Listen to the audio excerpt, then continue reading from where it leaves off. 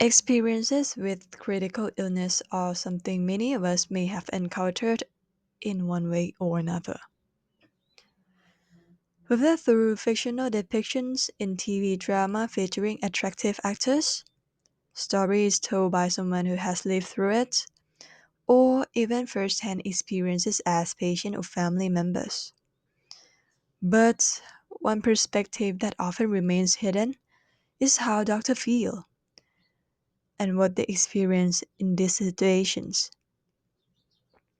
For patients and their families, books like Seven Signs of Life provide valuable insights into what it means to face life and death from both sides of medical encounter.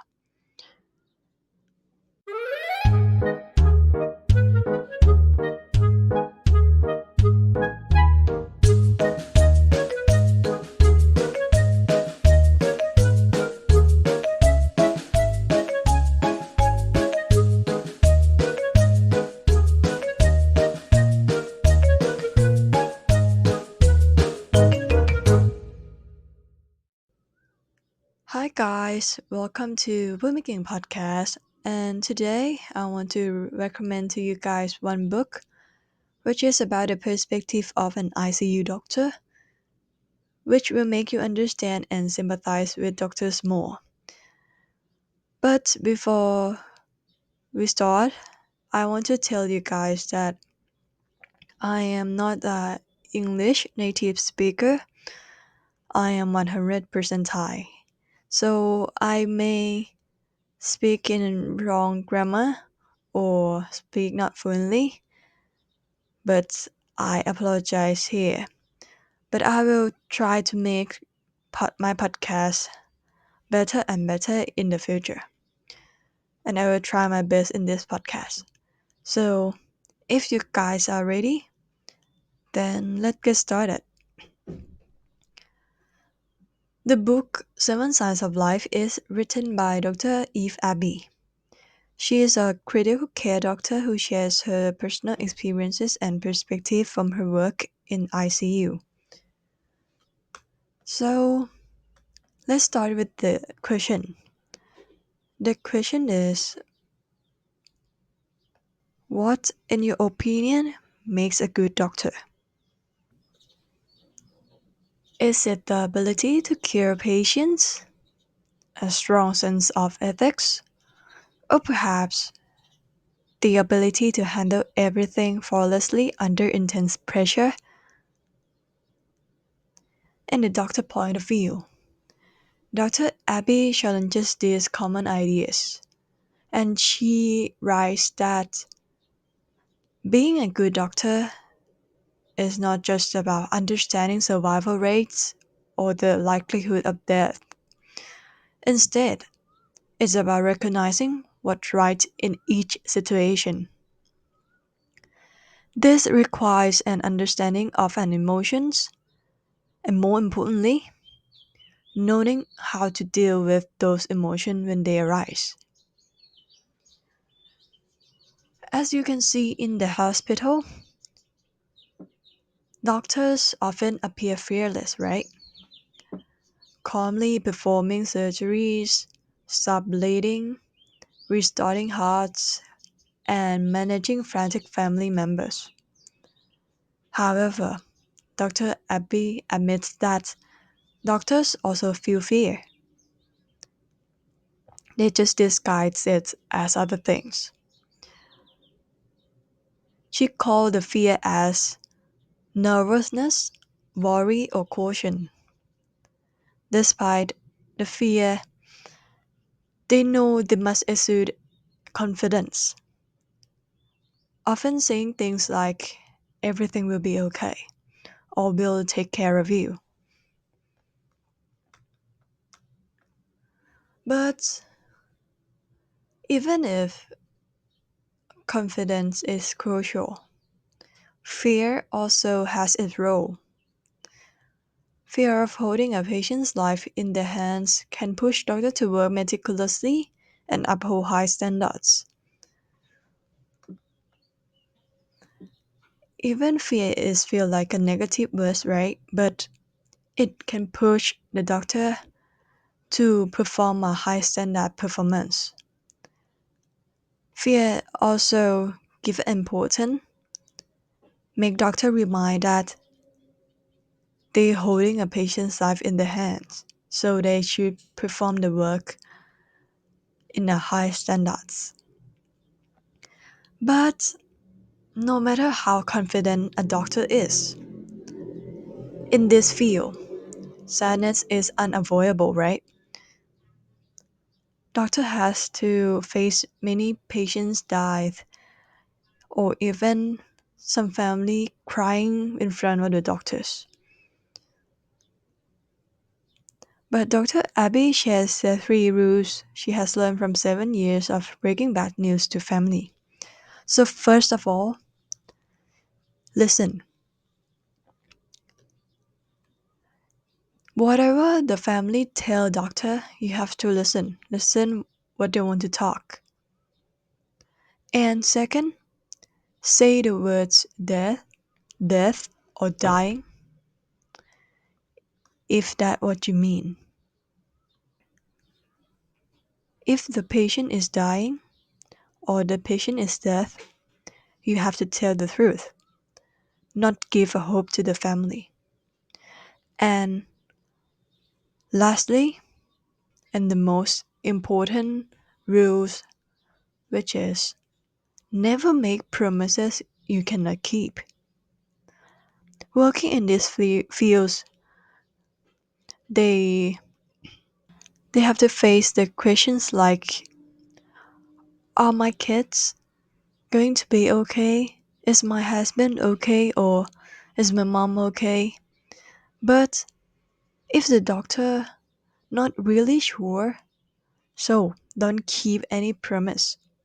Don't make never any promise. If you make a promise and you cannot do it, the family that you give them a hope will feel very bad or even terrible. So never make a promise you can keep. In the ICU, emotional preparation often begins before a patient's heart stops beating. Breaking a bad news can feel like destroying something like trust, hope, or joy. For Dr. Abbey, witnessing families' grief is both painful and a stark reminder of how little control we have over the life and death. In ICU, you know that it's a serious case of a patient, right? So it's common that the doctor had to prepare themselves to tell bad news to the family. But the family, they have hope. They trust the doctor. Sometimes, if you tell them that someone in their family is not gonna make it, you just like destroying their trust, their hope, or the joy.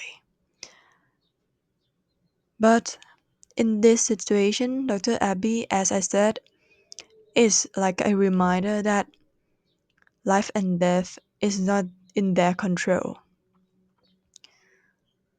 They can control a little bit, but not all. It's not up to only the doctors, but it's up to the patients, up to the family, or the situation before they see the doctor. And also, Dr. Abbey also talked about the burnout, colleges, and the humanity of doctors. So being a doctor is exhausting. You guys already know, right? They have to do a long shifts, countless patients, and they are in between life or death situations. And burnout is a constant threat. Dr. Abbey highlights the importance of having supportive colleagues to keep going. Having a good teammates with shared passion and understanding can make even the hardest days bearable. If you compare with yourself going to the office and you face a toxic person, only one in the company, but you have to work with him. You will feel like, I don't want to work at this office anymore. I don't want to work in this company anymore. But it's just one person that make you feel like that.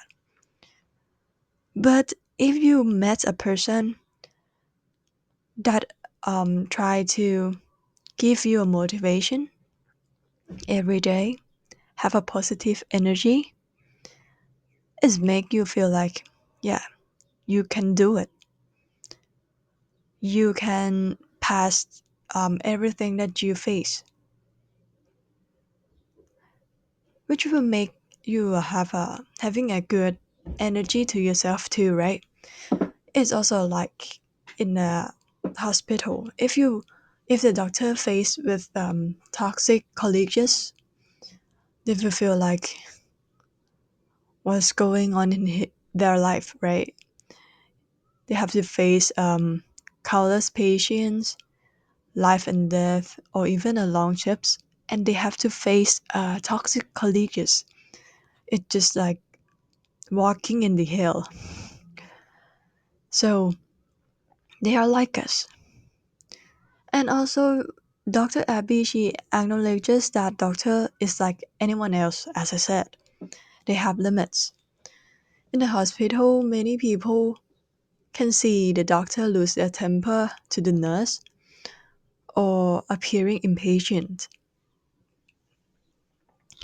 And people may judge the doctors harshly, but if you think in a doctor point of view, as I said, they have many works to do, faced with the long shifts, faced with enormous patients, or have to decide what to do because it's important for the life or death. But how how can they have a time to rest? Even they want to talk to someone, calling someone to talk to, they may not have a time to do that. Sometimes they didn't get a sleep for like 1 or 2 days. But many people judge the doctor just only one situation that they see, that they are losing temper to the nurse. But even doctor can get tired, hungry, and stressed, right? They are like us. Even we go to an office and we come back home, just only one day, we can get stressed, we can get tired, and we feel frustrated in everything that occur around you, right? So doctor are also like us. They have feeling. So please be understand them because they are helping people. They try to make people live, and I hope that they try their best to keep people. Also, there one story that I read in the book and I want to share with you guys because I think it reminds me something that is is not far from my life. So, the story is about a man who was rushed into the ER after attempting the suicide by hanging. But his body was muscular and fit, which allowed him to survive CPR longer than most. His physical strength stood in sharp contrast to the despair hidden within Ray. This case made me and Dr. Abbie reflect on how societal expectation of strength, especially for men, often discourage people from seeking help. As you can see, the man who has a muscular body look very strong from outside, but his inside maybe is like a wall that destroying. So, I want to tell you that if you want help, you seek for help when needed. Not wait for like the last minute. Sometimes it's too late. You have to recheck yourself also what you feel. Are you okay today, or are you feeling good, feeling bad, sad, or you want to die? You ask yourself. Be honest with your feeling. And if you need help, ask for help, not wait. Or if you see someone, even in a physical way, they look good, they look strong, but sometimes if you talk to someone deeply, you will see that they faced many problems and they want help. But sometimes they also don't know how to call for help, right? So be kind to everyone around you and be kind to yourself too. Check yourself often. What's your feel? And ask for help if you really need it. I believe that everyone around you ready to help you.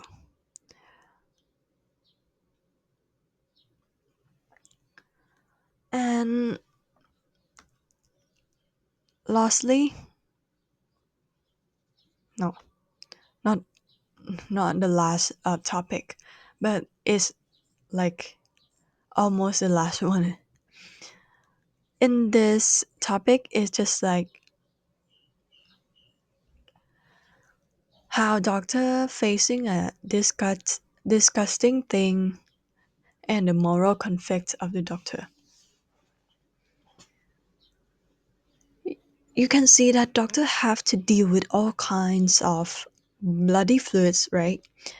Like blood, urine, vomit, and more. While most people may feel disgusted by this, but the doctor shares that what truly unsettles her is witnessing a patient suffer before death. Blood, urine, vomit, or more that they have to face is just like a normal thing that they have to deal with it.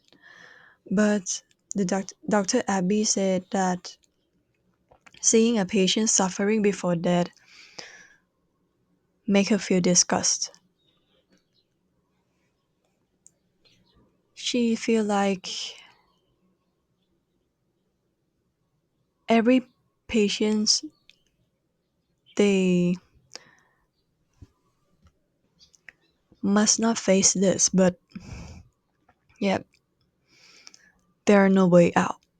It's about the body, and she have to do her best, try to keep them their life.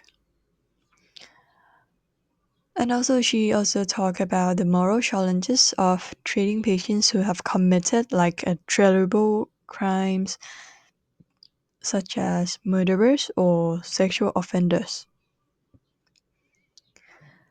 She said, for her, a doctor's job is to heal, not to judge. Sometimes we may not understand them, like why you have to kill those murderers that kill people. But if you think in a doctor point of view, they are doctors. Their work is to help people. So in the hospital, if someone came in, doctor have to help them. Even if they are murderers or sexual offenders, her job is to help them. And the job for judging is for the judge or attorney. It's not her job to judge the patients.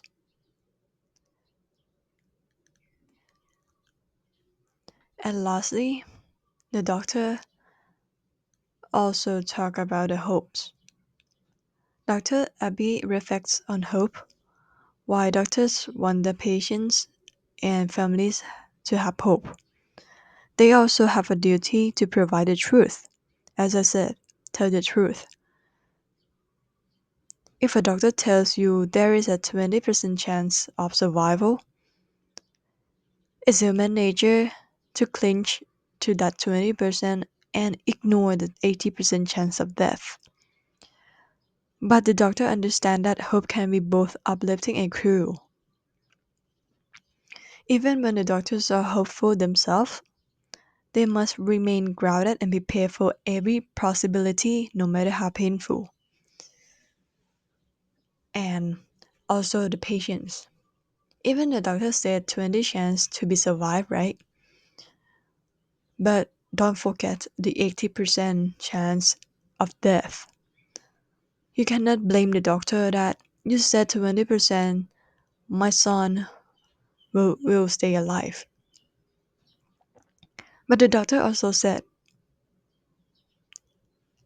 another 80% your son going to die. So the doctor tell the truth to you, but you just ignore the 80% and you just focus on the 20%. Isn't is not a doctor's fault. You have to remind yourself that they also have a percent which is more than chance of living. So remind yourself every time that the doctor said about the percentage of life and death. For the conclusion of this book, is about a life of a doctor, especially in a critical care. It's filled with Spotify, dedication, and challenges that feel outside the field can trustly understand. Through Seven Signs of Life, Dr. Abbie offers reader a glimpse into into these hidden realities. It's a thought-provoking and emotional book that highlights the human side of medicine. Sometimes it's sad, sometimes inspiring, but always deeply impactful. And this is all about the Seven Signs of Life book. And thank you for listening for today. Um, I hope you enjoy and find value in the discussion. And again, I'm so sorry if I'm talk like not fully grammatically wrong. As I said, I'm not a native speaker, but I will try my best in every podcast. Doing a podcast in English is new to me, but I will make my podcast better and better. I will improve myself. So if you like this podcast, please like, subscribe, and follow us on Instagram or Facebook. And I'll see you in the next episode. Until then, take care and goodbye.